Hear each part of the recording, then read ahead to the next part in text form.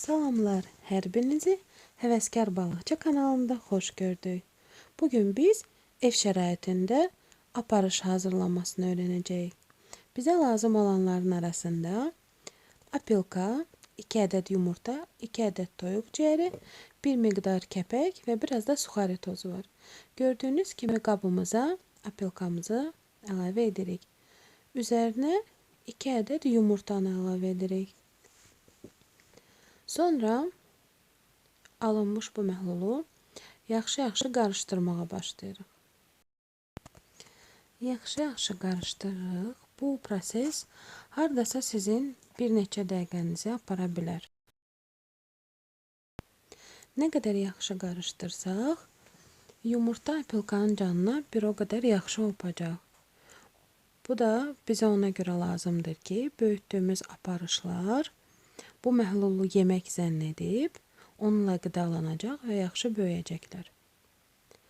Alınmış bu qarışımın üzərinə ilk öncədən kiçik-kiçik doğradığımız toyuq ciyərini əlavə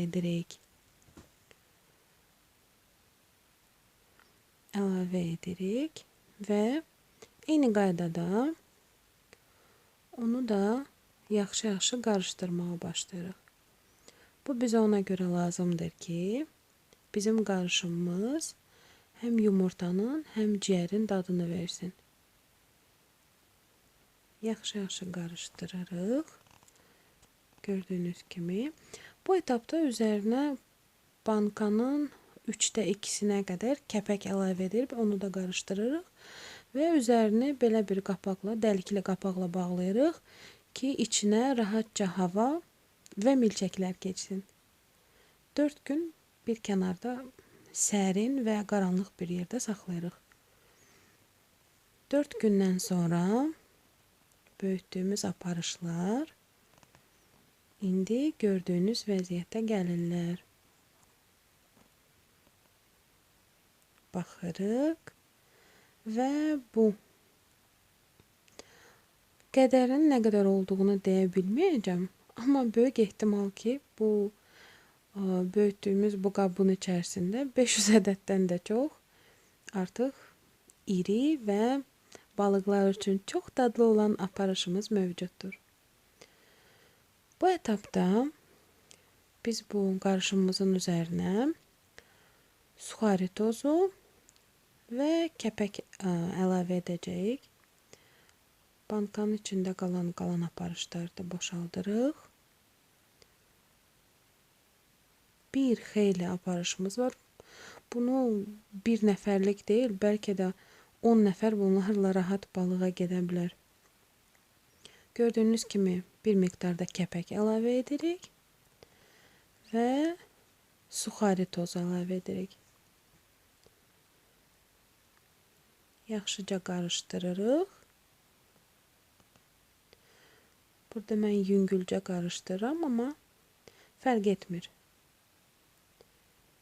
Gördüyünüz kimi aparışlarımız böyüyüb. Buna hardasa 4 günümüz gedib. 4 gün sərin və qaranlıq yerdə.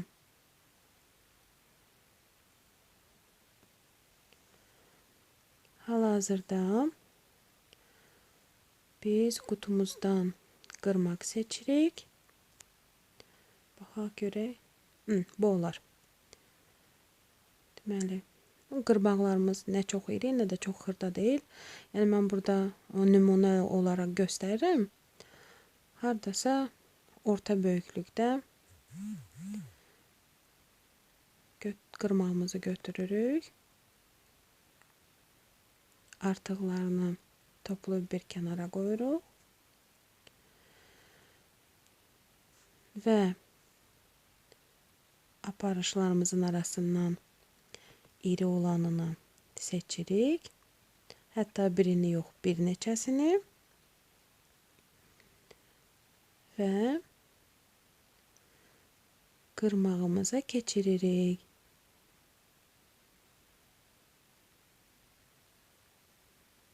Gördüyünüz kimi aparışın baş hissəsindən keçirdik. Bir qırmağa məsləhətdir ki, bir neçə 3 ədəd keçirdə bilərik. Hətta karpa və ya sazana gedirsinizsə, bir ədədi keçirdib, ortasına bir ədəd qarğıdalı dənəsi və yenə də üzərinə bir ədəd aparış keçirdə bilərsiniz. Buna el arasında buterbrot deyirlər. Yəni, karp və sazan üçün birəbirdir. Buyurun. Bu da bizim aparışlarımız. Videomuzu bəyəndinizsə, like edin. Və kanalımıza abunə olmağı unutmayın. Həvəskar Balıqçı kanalı.